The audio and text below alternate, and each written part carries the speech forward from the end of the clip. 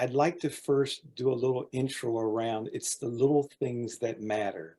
So, our special conversation today will really focus on the little things that matter in conversation. And let me give you an illustration of what that means. One of our receptionists, Jeannie, who is here on Saturday mornings, when I come out to the front, perhaps to wait for a client, she'll engage me in conversation. I'll typically have my phone and I'll be scrolling through my phone while I'm talking to Jeannie. And Jeannie will say, "Will you put that phone away and listen to what I'm saying?" And I had to realize that it was important for her that I give her my undivided attention. It was the little things that mattered. And so I took that kind of as a way of launching into this conversation today around the little things that are important in conversation. Now, today I want to talk really about relational conversations, not necessarily at work or with friends, but those relationships that are vitally important to us with our mate, with our significant other, with people who are vitally important. And one of the first little tidbits I'd like to start with today has to do with facing the problem together. So, in this special conversation, the first thing I want to share with you is facing the conversation together. Now, because I'm on Zoom, I'm facing you and you are facing your own cameras. So, this is really the exact opposite of what we would want when we are dealing with sensitive conversations between uh, people who are very close to us. Often, to sit facing one another, whether we are at a table, wherever your intense fellowship, I like to call it, not arguing, but wherever your intense fellowship takes place, I would encourage you to move away from face to face conversation. And instead of engaging in face to face conversation, sit next to your significant other, next to your partner, next to your mate, sit next to them and put the problem in front of you. That way, whenever you're facing a sensitive issue, you don't see your partner as the catalyst of that problem, and they don't view you that way. When you sit together side by side, you begin to look out toward the problem. It changes the dynamic from an adversarial relationship to one that is more of togetherness. It's a little thing, but it is crucial. It takes away from many people the sense that their partner is attacking or they are attacking their partner. There's something about that head to head that, if not navigated tactfully, can really become destructive in interpersonal relationships. So that's the first tidbit I wanted to give you today. Sit side by side, put your problem in front of you, and both of you begin to brainstorm your problem together. The second thing I want to share with you is to become right ear dominant. What do I mean by that? Well, you've heard the expression, lend me your ear or listen up. Well, I'd like you to lend me your right ear. Now, not literally, but metaphorically. It has been proven scientifically, the research shows that when we listen with our right ear versus listening with our left ear, we are more apt to hear and respond positively. No Now, way. Talk about that. Where's it? What's that science, Kevin?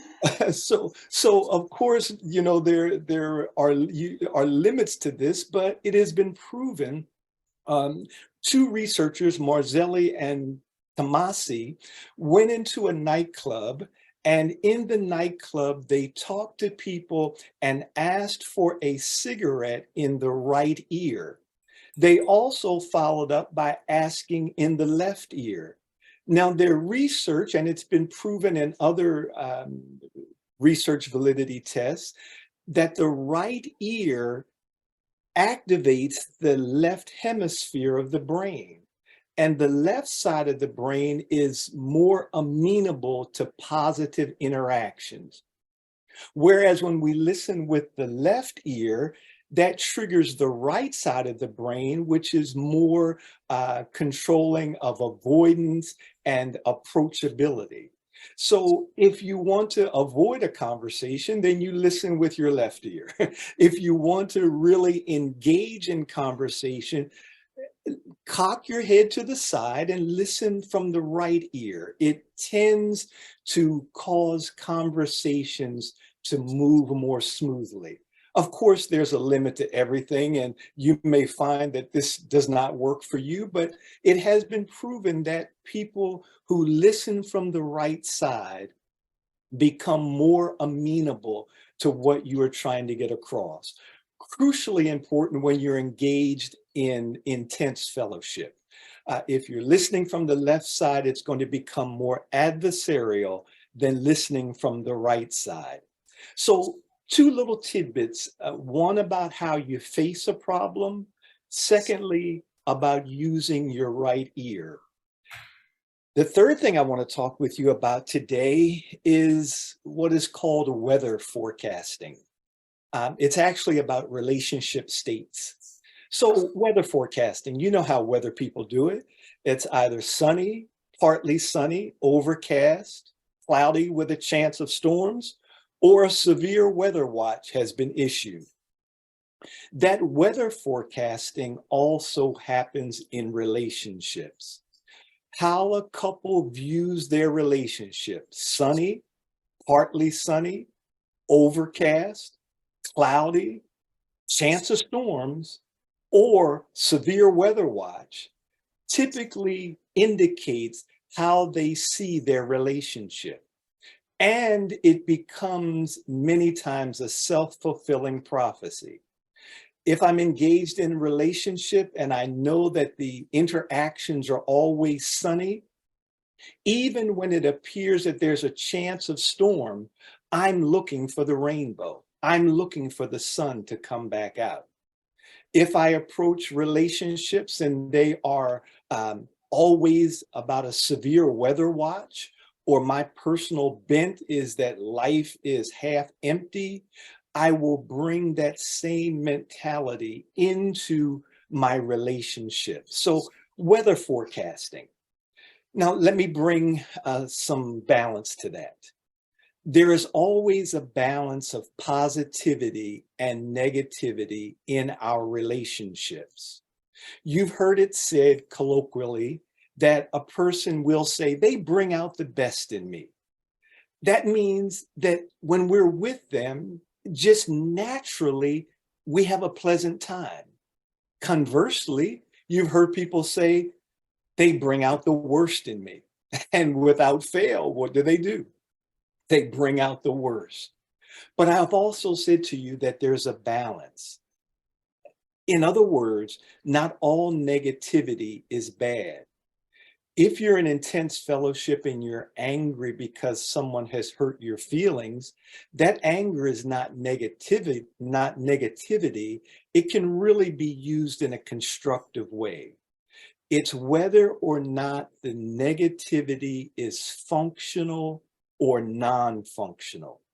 So negativity can be used in a positive way. When someone brings out the best in another person, here are some clues to how you can do that. If you want to really bring out the best in other people, use humor. Be a person who takes an interest in others. Affection is important to bringing out the best. Validating one another is crucial to bringing out the best. And this is probably the most important one: the ability to soothe hurt or angry feelings. There are some people who pour gas on angry and hurt feelings and it just explodes. And they wonder what in the world happened. Well, instead of using a bomb, they poured gas on a situation. Some people intuitively know how to soothe hurt and angry feelings. But it is not something that just comes to intuitive people. It can be learned. So here are some keys to how to bring out the best in someone. Humor. Too much humor is not good, but you ought to have the ability to laugh, to be able to enjoy life together, even when you're having intense fellowship. Having an interest in the other person, showing affection, validating that they are important, and the ability to soothe. So I've said to you three things so far: face the problem together, become right ear dominant, and your sense of weather forecasting can change the dynamic of your relationship. Let me give you some characteristics of healthy relationships, three to be exact. The first one, healthy relationships have a sense of predictability. That means that you can predict your partner's behavior because he or she acts in consistently positive ways. Predictability. That doesn't mean boredom or dull, but it does mean that you can count on your partner to not fly off the handle every time a conversation becomes difficult. That's the one characteristic of a healthy relationship: predictability. The second is dependability. That means you can rely on your partner to support you no matter what the situation. You could be 100% wrong, and your partner is going to still support you. Not perhaps the wrongness, but will support you and not throw you under the bus. A sense of dependability. The third thing is faith. Not necessarily religious faith or spiritual faith, but faith that you are absolutely certain about your partner's intentions and behavior. So there's predictability, there's dependability, and there's faith. Those are three characteristics of healthy relationships. John Gutman of the Love Lab talks about four horsemen. Now, these are the things that negatively affect relationships. And this is where we really move into the meat of our special conversation today. I want to talk with you about these four horsemen, these four things that happen during our intense fellowship moments that can significantly impact the outcome of that time together. Now, John Gutman calls them the four horsemen from the biblical apocalypse kind of scenario. These are four things, four negative traits that you want to do your best to stay away from. One of them is especially important to stay away from.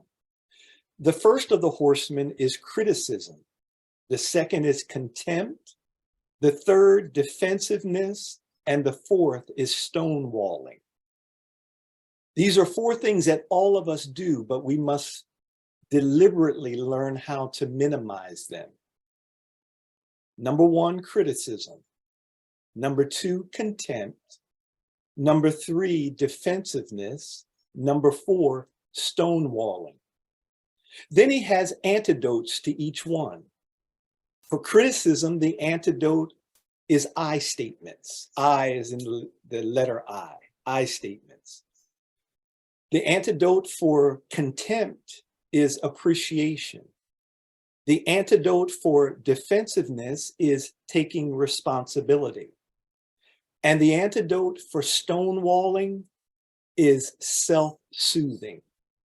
I'd like to take a little bit of time just to look at each one of these with you, understanding that at times, even the best of relationships have intense fellowship moments, those negative conflicts.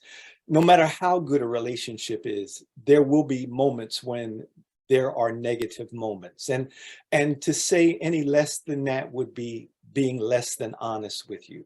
So I don't want to paint a picture that you can have some kind of nirvana around relationships. Relationships are hard work.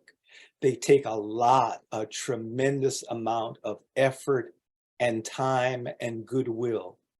So to think that we won't ever have glitches or hiccups is to not be realistic. And I always want to be honest and realistic so that you don't raise the bar so high that it's unattainable. So when Gottman talks about these four horsemen, he says they ought to be avoided at all costs, especially contempt. So let's take a look at each one. Criticism.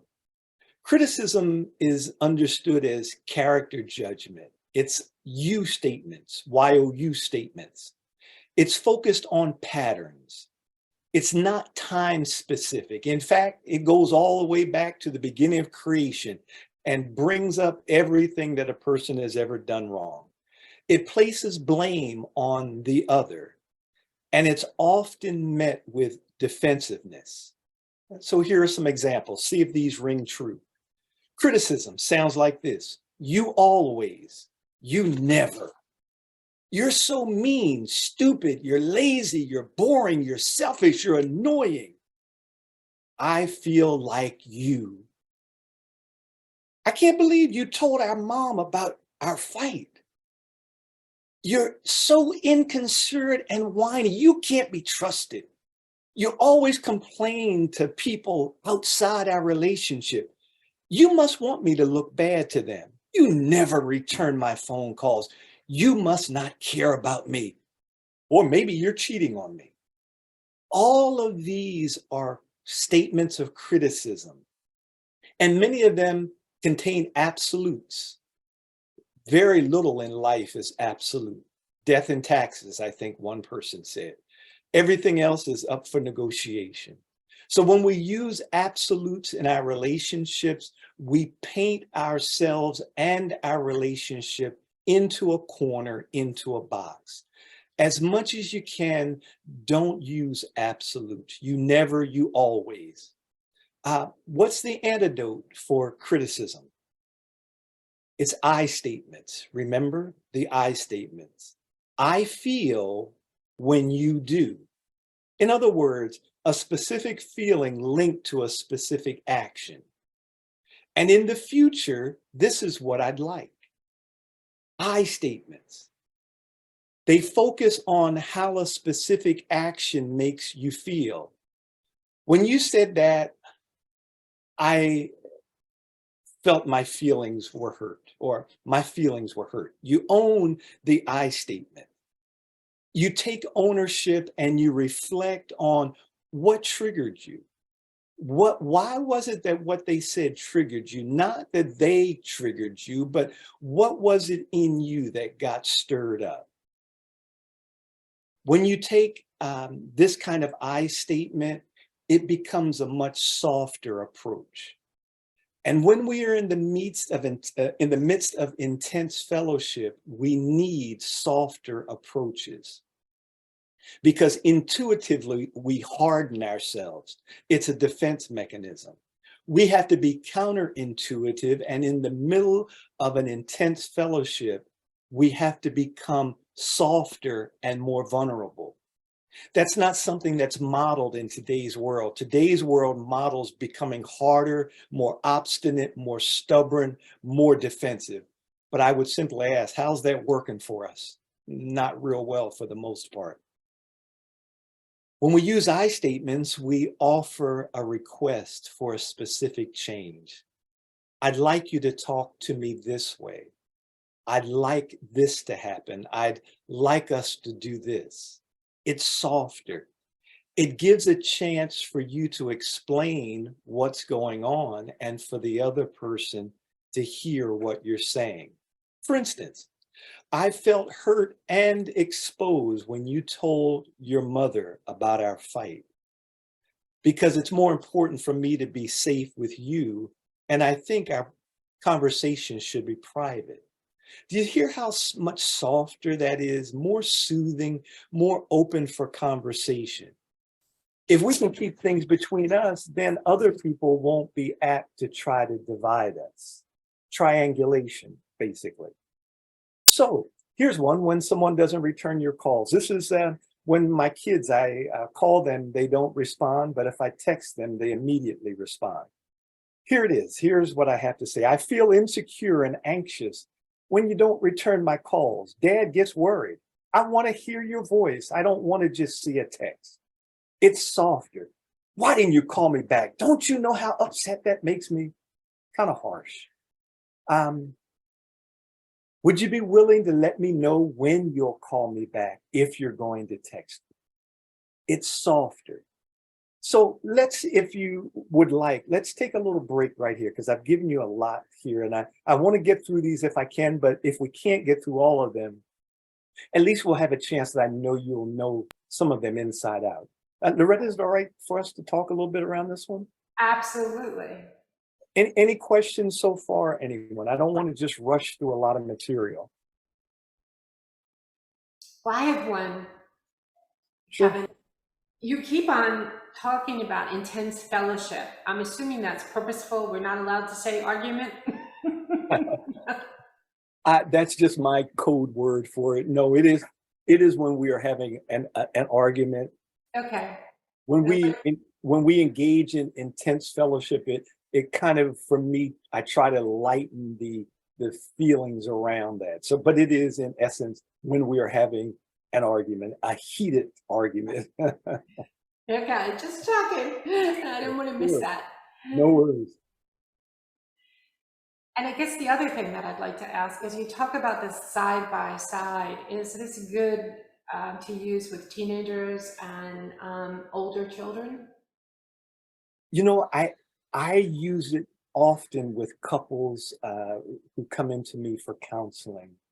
If I see that one is sitting at a distance from the other. Now, I don't do this in an initial couple of sessions, but after we've talked a bit and we've become comfortable, the trust level is higher. There is something about the proximity and the ability to look out together that can often reduce the temperature in the room. I don't say that it's always useful, but applied appropriately, it can make a difference.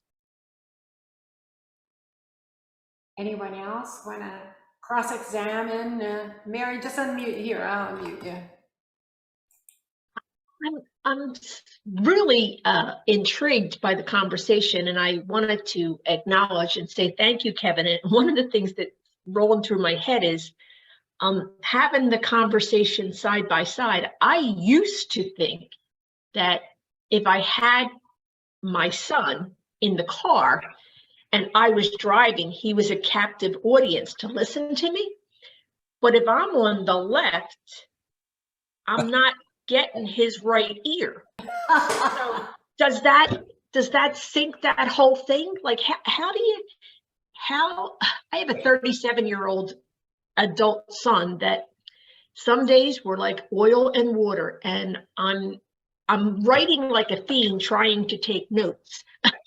And I know I make him defensive, and I don't know whether it's just that whole parent-child thing that I just come on too severe or Well, but here's one thing I would suggest. If your intense fellowship only happens in the car has become an unsafe place for those conversations because intuitively, we're getting ready to have an intense fellowship. Mhm. My older brother is 12 years older than me. And I still remember to this day, whenever I was in the car with him, he hated to talk. He was just not a talker. And it was so uncomfortable. Even though I wanted to be with him, if I talked in the car, it was just disastrous. And so I learned never to talk in the car. And I had to unlearn that in my marriage because I brought the same thing. And it was perceived differently. So we have to make sure that we keep the environment. Maybe you change that. I tell couples, don't argue in the bedroom. Don't go to a restaurant. Argue in a restaurant because you're going to make sure you keep some of the level of the conversation down because you don't want everybody looking at you. So go into a different zone.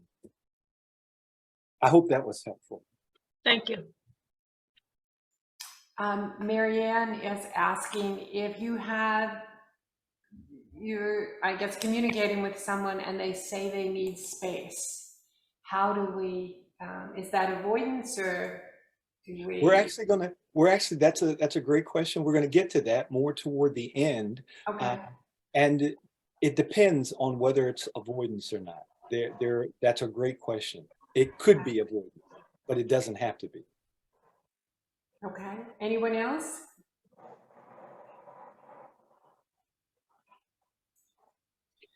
I'm going to go home and talk about with my husband intense fellowship, though, Kevin. I just love that phrase. All right, Kevin, why don't you continue Sure. on? All right. So the next one I'd like to talk to you about is contempt. This is the one that you should really avoid at all costs. The contempt. It conveys disgust, a sense of superiority, and disrespect. It can be unkind, if not bordering even on being cruel. When we are contemptful of one another in our relationships, it's the most harmful to our relationship.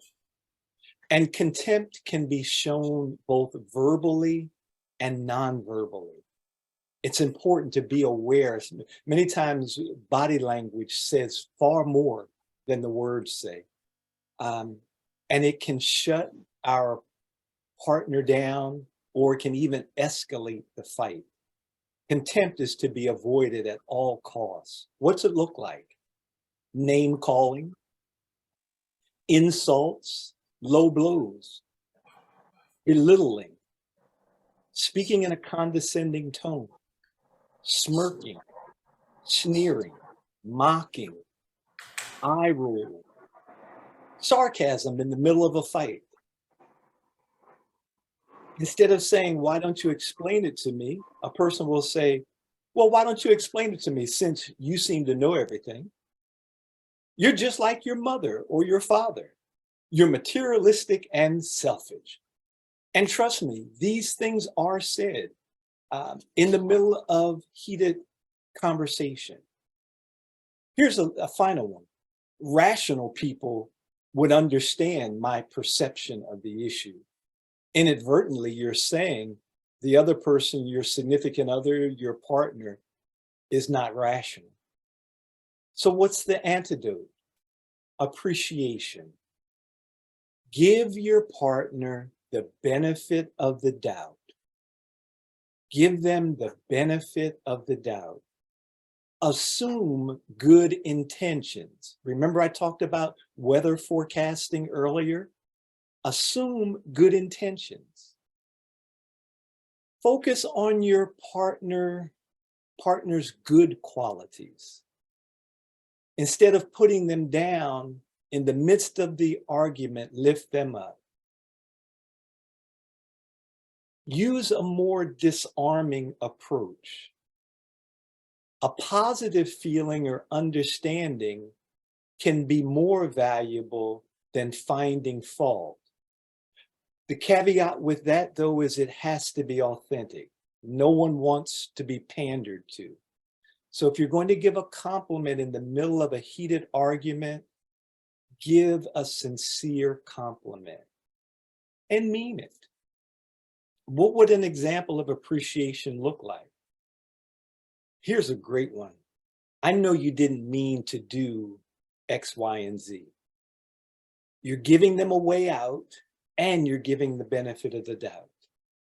Instead of boxing someone in so that they have to come out fighting, you give them a way out and you give the benefit of the doubt. You might not have realized that I felt that way. And in reality, they may not have.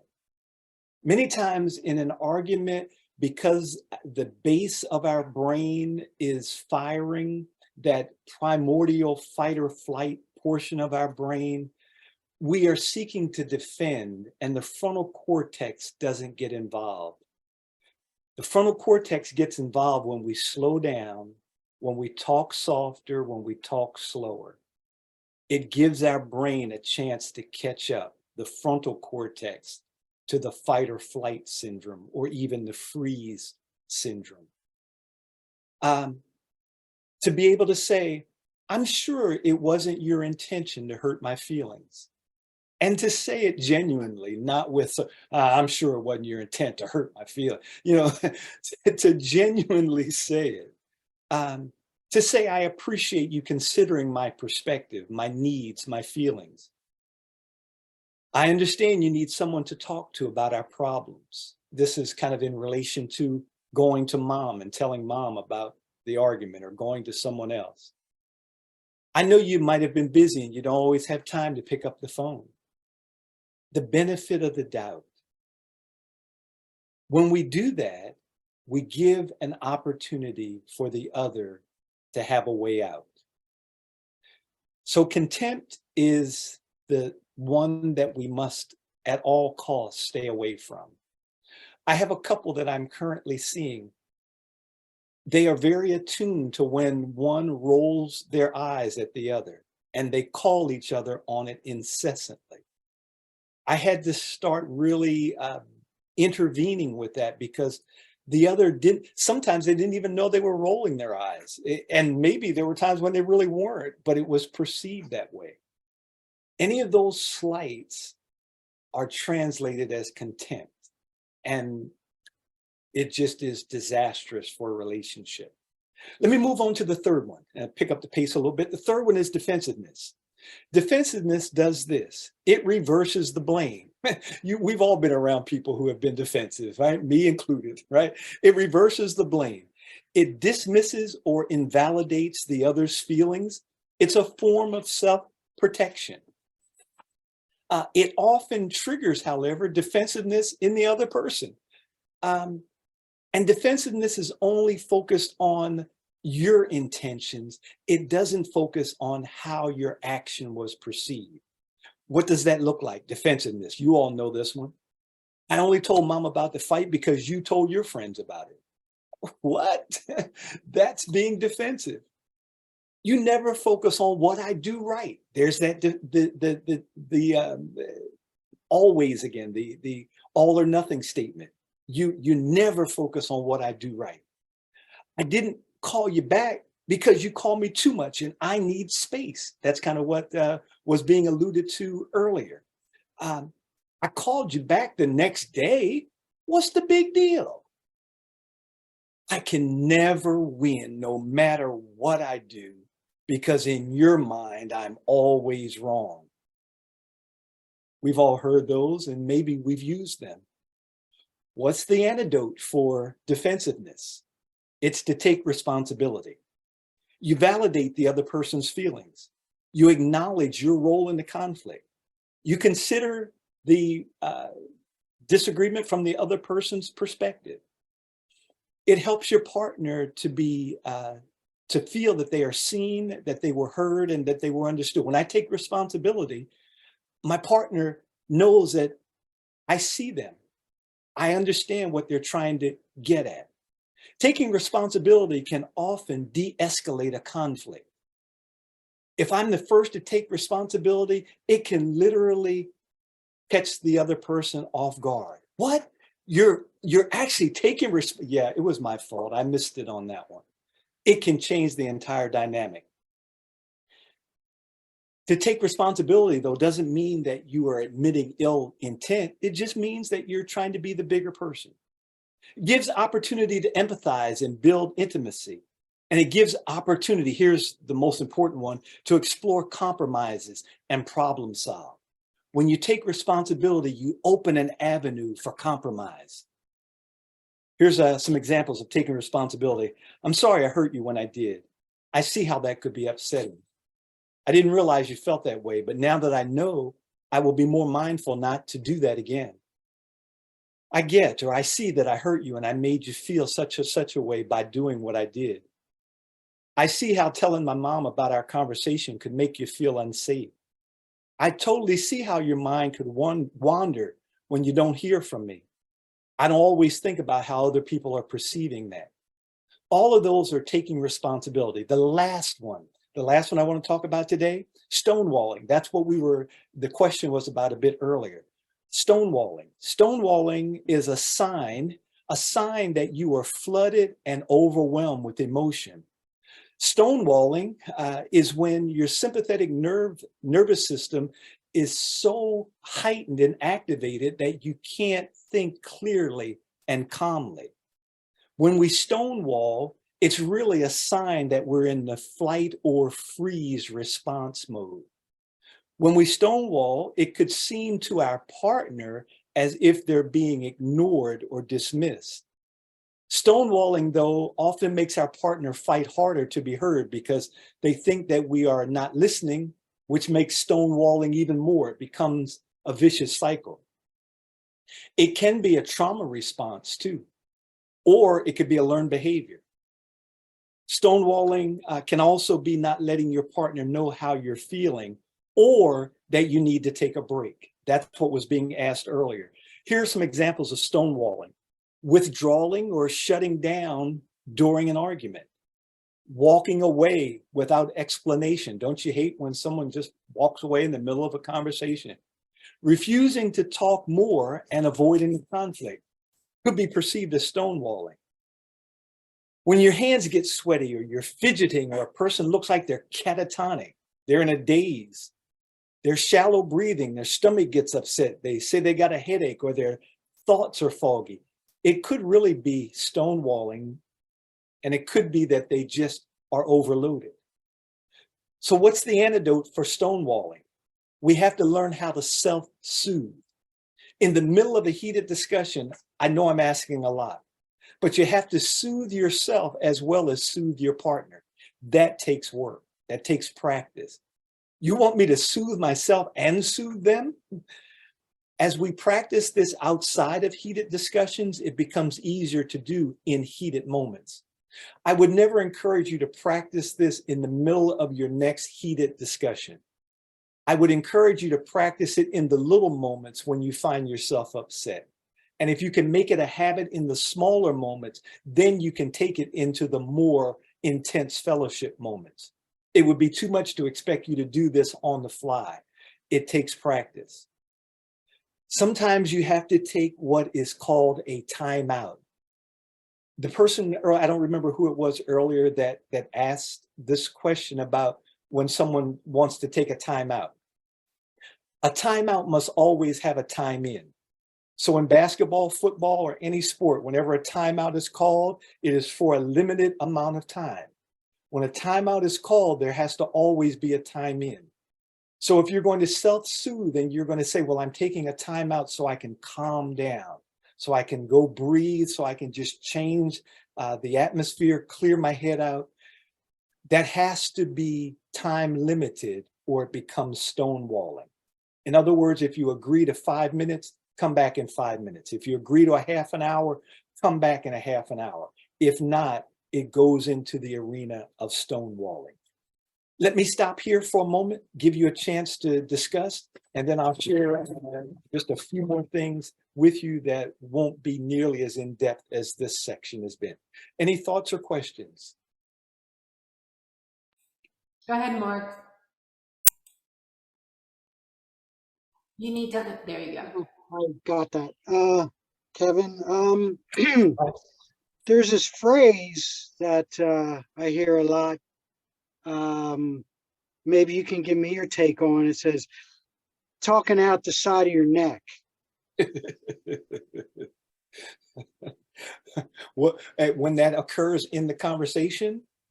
No, when someone, what exactly is your perception of that phrase? I mean, is somebody like this going like that? Does that mean talking out the side of your neck? Or No, have you ever heard that? Typically what that means is that the person is not being genuine.